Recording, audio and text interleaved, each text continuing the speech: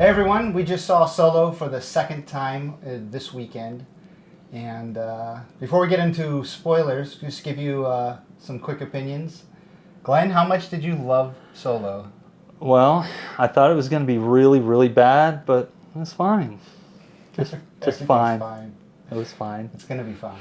It's fine. Yeah. It's fun. It's a fun movie. It's plot-wise, it's a little bit thin, but it's fun. So I enjoyed it. I enjoyed the characters. The acting was solid all the way through. I think Alden Ehrenreich. Is that his name? Yeah. Everybody was afraid he was going to be terrible. He was okay. You know, you kind of forget he's trying to be Han Solo, which is probably a good thing. Yeah, just make it his own. Yeah. But he didn't sound at all like Han Solo, so that made it easier. Yeah. I thought. Well, the actor that played Lando Calrissian sounded like him, and really seemed to do Donald Glover a good recreation of that character. Yep. So your impressions overall is it was fun, better than you thought, and yeah, I'd say I'd put it up with Rogue One, probably a little better than Rogue One. Okay. What about it, just in general, gave you the feeling it was better than Rogue One? Well, characters, you like the characters a lot more. It's all really that's what this movie has is the characters. Story not so much, but the characters are great and their interactions are fun. And you know, it's Chewie and Han and Lando and then other interesting characters that they introduce who don't have the plot armor that Han and Chewie and Lando do. So yeah. You know, that's part of the problem with the prequel is you kind of, what can you do? You can't put Han in any real danger, you know, or Chewie. And expect that he's not going to survive, although he can suffer. Sure, yeah. And that's what you're really worried about is his suffering. And he does in different ways in this. He ends up suffering. But sure, yeah. My general impression, the first time I saw it, and the second time reinforced it, although I think the things that I liked about the first viewing, the second viewing made me like those even more because it realized how good they were. But then the problems that I had with the movie, I really understood my problem with those things after the second viewing. Like they really stood out more, and I understood why I had the problem with it. But overall, I really loved it. It even had me, especially the first time and a little bit the second time, it had me really on the edge of my seat and a little bit of. I noticed almost tear-jerking in a couple of moments. I felt just like. Oh, you have to tell me which moment that was. Once we get into spoilers. Yeah, but and generally, without spoiling it too much. There's an intro into the movie that's very separate from the rest of the movie, this intro, and I thought that was the weakest part. Well, we do a time jump after 15, 20 minutes. He jumped into spoilers, but that's we do a little bit of, it's not a spoiler. Yeah, there's a 3-year time jump. That's the separation, more or less. A 3-year time jump. But before that, I mean, at the intro up until the time jump, there's a little part that's kind of fun right at the very beginning, and then there's a lot of exposition and some really goofy, dumb stuff, and not that fun stuff. And then there's this 3-year jump, and it gets really interesting from there on out, pretty much. And it has some highs and lows along the way. Yeah. Anything else you want to say before we get into spoilers? Let's see. The actors good. The story not so good. Yeah. Pretty much covers it, I guess. Story not so good. Well, let's talk about spoilers. So if you don't want to hear spoilers, anything else you wanted to bring up? I think that's it. I really wanted to talk about in a general details now because I'd seen it. I'd say if you don't want to see spoilers and skip away from it, fine. But it was worth seeing. Especially if you're into Star Wars, you don't need us to tell you. You're gonna go see it. Oh no. Yeah. Yes. You'll enjoy it, I think. So before getting into spoilers, I'll say this. I loved it, even with its few problems and its slow opening. I thought Han and Chewie especially, there was such a great relationship, and Chewie has some really good shining moments. There's a really fun droid in this movie. Chewie's great. Emilia Clarke plays a really interesting, mysterious character that could potentially set up other stuff for sequels if they decide to do them. Overall, I really enjoyed it. Think of the bad guy. What's his name?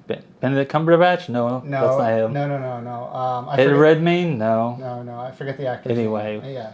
But the guy who played the bad guy, I thought he was good. I mean, The main kind of bad guy. Basically. Yeah, he felt threatening and ominous. Okay. I wish they had Star Wars him up a little bit. Like, well, they give us- kind of did, but not very much. I think I heard somewhere that character was intended to be a CGI character, and then they cast him. the guy Yeah. and Jennifer Connelly's husband.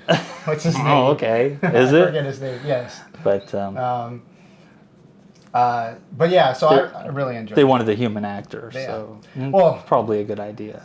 Yeah, I guess. mean, really well. They really can get you attached to the character. So the droid in this one has some really great stuff, and the droid's name is L3. And just like the droid in Rogue One had some really great stuff, you get attached to these droids, especially if something tragic happens to them. You really feel it, and so I wish that they would Star Wars up more of the characters.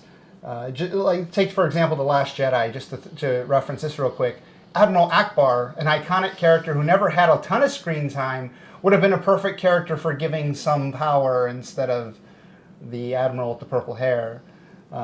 So that's why when we saw this as the bad guy, or sort of the antagonist of the movie, one of the big threats of the movie for Solo, it would have been nice if he were a little more alienized.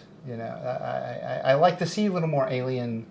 That's why we watch Star Wars. The alienized thing to me is like, okay, if you're gonna do it, but don't just paint his face blue or give him some creepy eyes or whatever, or some this one he had weird really bad lines scars on his like face. Or something, yeah. Yeah, I don't know what it was, but anyway. Okay, spoilers. Off to spoilers. Here we go. So let's see if I can give a quick rundown of what the movie was, and maybe that'll Start at the help beginning. remind us. So the beginning of the movie opens with Solo. He's hot wiring a land speeder, and then he gets away in it. And the presumption is that he just finished some kind of heist or robbery or something. That he's trying to steal something. And then there's a person. Well, it's the same thing all the way through the movie that they're trying to steal. It's that starship fuel. It's the hyperfuel. Because you're familiar with that, and we understand. Okay, that's valuable. It's valuable, right? So, and they're on a shipbuilding planet anyway. They're on Corellia, so they would need that. Somehow that became a valuable thing that everyone was trying to get. Right. So there's a quick little chase scene, which is kind of fun. And then after that, later on, there's a longer chase sequence that's kind of fun too. But this was just real quick. And then, he ends up getting out of the speeder and he's going through, some dark alley parts of the city. And he's grabbed by the person he's meeting up with, which is his love interest, which is played by Emilia Clarke. I forget the character's name. Kira. Yeah, with a Q. And this is where, for me, the intro just kind of falls flat. She grabs him, then starts becoming an exposition machine, talking because he got away with one of the little cylinders of this fuel, really expensive fuel, and starts explaining to the audience. He got away with a little bit of it, not the whole thing, enough. Yeah, enough to, as she exposits on the screen, just enough to get us off the planet, to get through security, so that we can go do this and we can go do that, and we can live happily ever after. It's like all this exposition comes out, and how about a little mystery? He shows it to her. She goes, "Oh, you got it," and tucks it away. And then we can wonder. And then later on, they can, we can figure out. There's not a lot of subtlety. There's no subtlety in that moment. That moment, or a lot of the other moments in the script, it's pretty spelled out. That scene I thought would have been better if she just was happy that he was able to get the fuel so that they could get off the planet, and then let us wonder what their plans were, because we're going to see the plans kind of unfold, or later when, in the story when they meet up, they could discuss what they were going to do. But instead, so if they just want to make that scene a little better, have her not go into exposition about it. But also I thought, a much better opening scene. Instead of him leaving the site of somebody he was trying to steal from, how about he is with Kira and the two of them are doing some kind of theft together. And maybe he's kind of green at it. Maybe he's not even done it before. And she's a little bit more clever about it, or a little more experienced. This is called a page one rewrite. Well, what you're talking about. The intro needed to be a page one rewrite. I'm saying for the non-page one rewrite, just remove her exposition and let their plans with the cylinder be a little bit mysterious. Obviously, they're happy and they're going to try to do something with it, sell it, whatever. We didn't need the exposition. But really, a page one rewrite would have been great. Let's see the two of them doing a heist together. A small heist. That's how heist movies are. Most heist movies are a small heist. And then they learn of a big heist that can maybe get them out of the heisting world, so they don't have to put their lives in danger anymore. That one last job. It's the one last job, or I'm trying to get into the gangster game, which is what it was. That was what he wanted to make a name for himself, so that he would have continuous employment. Is sort of what he was going for in this movie.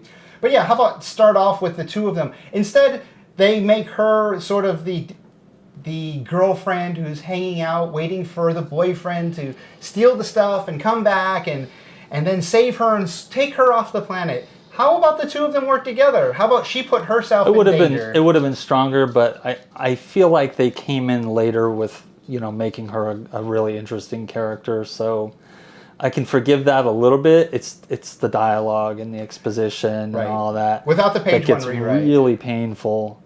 The first 10 minutes of the movie, 5 even minutes of the movie, she's just yammering on about what we can do with this thing. Yeah. Anyway, that's one part. Let's go back a little bit. Okay. Credit sequence or lack of opening crawl. Right. But we had some text. Right, so in the standard Star Wars movie, you would get the blue text that would come on the screen, and it was just brief, and it would say, a long time ago in a galaxy far, far away. And then you'd get the scrolling text. Star Wars, the logo, and then a scrolling text. But in this movie, what do we get? Just more blue text explaining kind of briefly what's going on this planet. I think it was about 4 different sets of 3 or 4 sets of. It was about one too long. It was, honestly, it was okay. It's fine. Get us into it, and it kind of explained we're on this shipbuilding planet, and there's this gangster who controls these runaways, and that's all we needed. We didn't need to know there's this one strong character who's gonna get out of the streets, and we'll see that, Modifying or not doing the text crawl is fine, because that was always a little tedious.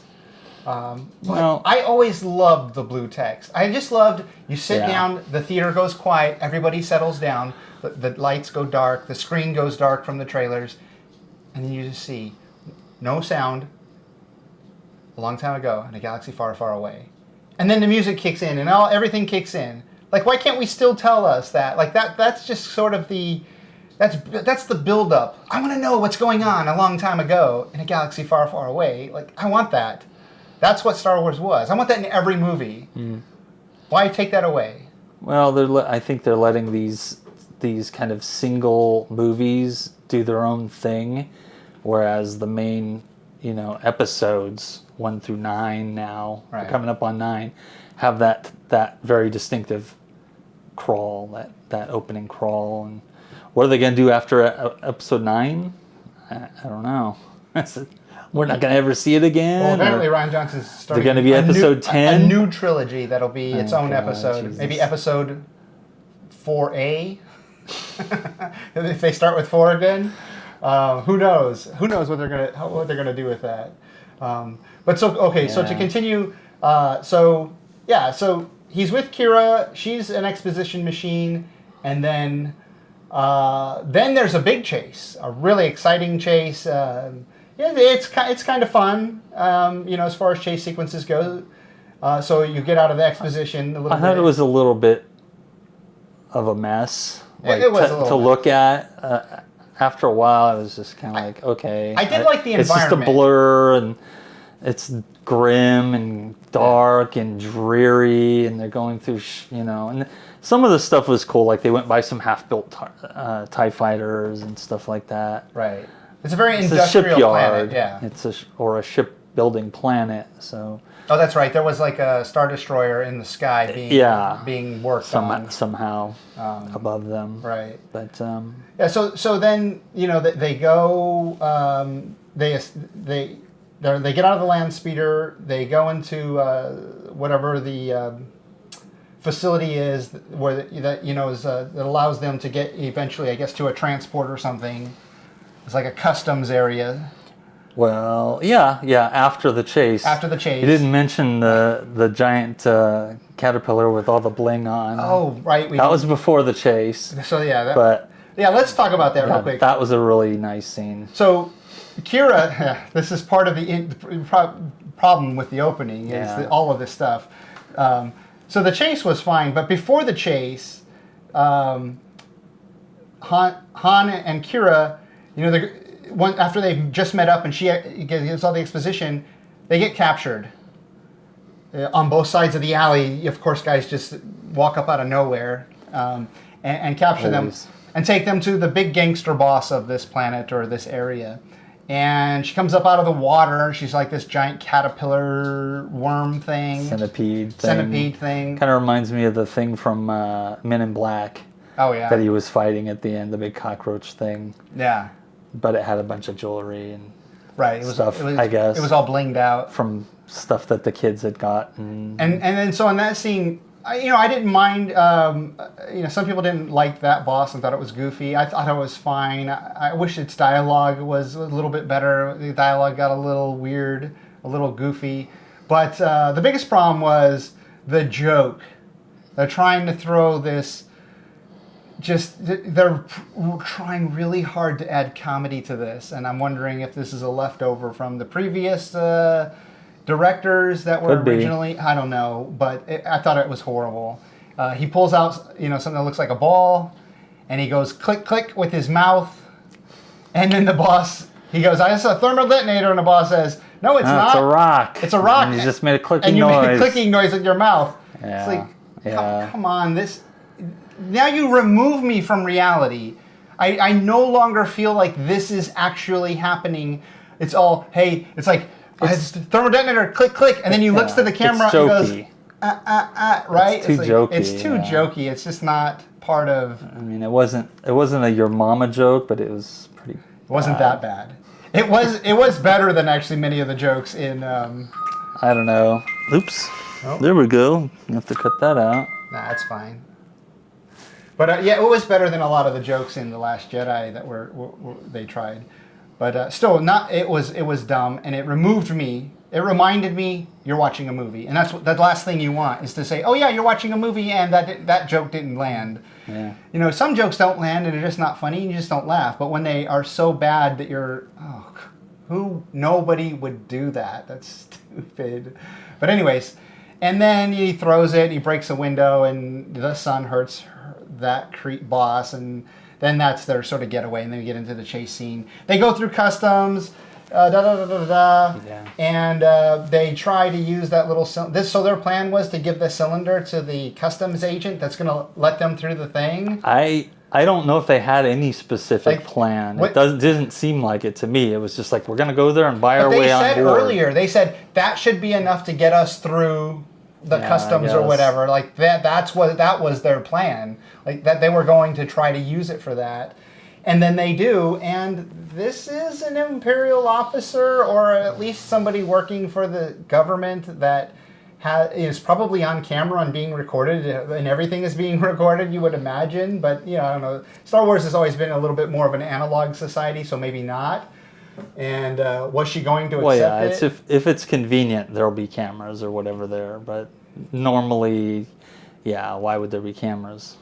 Yeah, recording important things going on. Yeah. And then what's funny is also that same scene in customs, they cut away to a bunch of security cameras that are showing the stormtroopers and everybody looking for Han Solo amongst the crowd. Like, so there are cameras all over the place, just not at the customs, where maybe one of the most important places where the interaction between the person trying to get through customs is. So that's a goofy scene. And then as the door opens and he gives the fuel to the agent, and she agrees to take it, I guess, and opens the door for them. He runs through, and as she follows, gets grabbed by security or by the thugs, and then the door closes, and then they're banging on the door, and she's like, run and go, and instead of just the customs agent just opening the door again so that the security can get him. Well, she was paid off, so she's just going to maybe she was afraid he would narc her out. But isn't she going to get in trouble for not opening the door when? Well, they didn't even ask. They didn't even bother. Like, there's two of them going through, and huge. Hell with it. That's just bad writing. That is plain and simple bad writing. Convenient writing. When it's convenient, it's just like lazy. Let's not try to figure out what door closes. I mean, there's some kind of timer on it so that the next person comes up has to wait there for 10 minutes or something? Like it's a button. Push it, open the door so he can get grabbed too. 3 years later, he gets away and he's in the military now. Well, he's in this man's imperial. That's how he gets away, right? Because he decides. Yeah, he runs in and joins up and becomes an imperial grunt. I guess he's not even like a stormtrooper. He's just some mud guy. Grunt, He's just a guy that runs around in the mud and shoots at somebody. I don't know. Did you ever see what they were shooting at? Yeah, we never saw who they were fighting. They're fighting. It was kind of a World War I throwback, kind of like trench fighting, mud, horrible conditions, and he's right there with them and fighting. And there's a really important thing that happens that I just remembered at the customs station before he goes into the recruiting center. Or when he goes into the recruiting center, right? He goes into the recruiting center basically to dodge all the stormtroopers that are looking for him. Mm-hmm. And so he joins up. And when he joins up, the recruiting officer asks him what his last name is. He doesn't have a last name. And then how did I forget that? And then he says, okay, and he makes up a name for him. Now, we've seen lots of movies where immigrants go, to different countries and are given last names, or they don't have a last name, and so they're given a last name. And that's basically what happened here. It's usually coming into Ellis Island or something where they're like, oh, you're now Smith. Right. Or Johnson. So in this, he says, I don't have a family or whatever. I'm alone, and so he says I'm alone, and then the recruitment officer says okay, and you can see he thinks for a minute. Okay, Solo, Han Solo, good luck. Because you're by yourself. So how many other people are named Solo that have come through this guy's office, right? Duo. It's like two of you are duo. Han Duo. If he had made it through with and you three. Kira.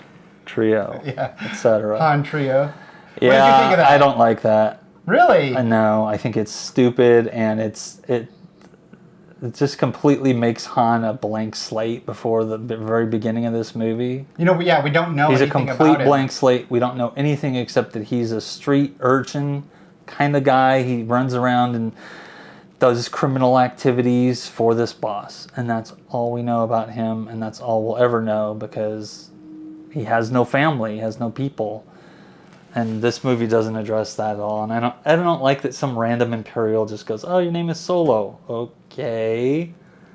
Yeah. It's fine overall. I mean, it didn't ruin the movie, but it's just one of those things where you going, really? That's where he got his name from, some guy. Okay, so he's in the trenches and he's fighting. What'd you think of it? So I thought it was fine, and I know throughout history that's sort of just where people are given last names. Sure. And it worked. It's fine, but the problem with it is just like I think you started to hint at was then it removes any family backstory, the Solo family. What did his father do? What did his family do? Was there anything for him to be proud of or spiteful about his family? Nothing now. We know nothing. He was just given some random name, and he says he has nobody. And so it's just like, whatever you think my family is, just don't worry about that. He was left on the planet, and his parents were nobodies who sold him for beer money, for drinking money. Sounds familiar. Just like Rey. Of course. So I didn't actually mind that the guy named him, but it's a problem in that it removes it's another personality kind from of him. dumb, jokey thing. People are really their experiences, and that sort of helps to reflect on their actions. Later in the movie and throughout, the movies that came before this, which are his story later, he has a heart, right? He has a heart of gold. He's sort of a scoundrel with a heart of gold. Sure. Who will steal, but will do the right thing for the people who are disadvantaged, and just some reference to his family, would have been nice in that. Painting how he is that way. And instead, just by giving him a random name and having him say, I don't have a family, I come from nowhere, then it's just kind of, it removes any kind of empathy you could help build up for the character, that's not already built in from, Harrison Ford's version. But this guy, it looks to me like he's 25. I don't know if he tried to portray younger than that in this movie. Maybe he was trying to portray younger. I know Emilia Clarke's character, her hair was done very differently early in the alley than it was when we flashed 3 years later, so she looked much more sophisticated. It looked like they younged him up a little bit in the intro. And, I think Harrison Ford was well into his 30s when they shot Star Wars. But my point being is here we have a 20-year-old who the first 20 years of his life we know nothing about. And we have no reference to anybody that he cares about. Look at Luke, for example. We learned about his father and mother, and he lived with his aunt and his uncle. And there was just all this backstory right at the beginning. We learned this stuff, so we knew this guy was disadvantaged. His real parents had disappeared, or died, and he had to be raised by an uncle. It's like a tragic story, and he, so he has this to reflect on, and he comes from very little. But Han is just running around already as an adult. It's sort of the problem with Rogue One, with Jyn Erso's character. She's a little girl, and then we just cut to, and she's a 20-something, and then we know almost nothing about her character, except that she's in, kind of a Han Solo-y character too, kind of doing, backyard deals and struggling to survive, being a little criminal. Yeah, I don't want to see a 6-year-old Han Solo. No, I don't. I'm not meaning that. But with Jyn Erso, we also did not get to see how she this life and who she was. And so same with Han Solo. We don't know why he is what he is. I mean, maybe we'll get that in a Han Solo prequel. A Solo prequel? Solo prequel to the prequel to the sequel. Do like an Anakin story when he's 7 or 8 and doing pod racing. Him and Boba Fett go to the same school and they get into schoolyard scraps. Yeah, that's the prequel. You're stupid, Boba Fett. No.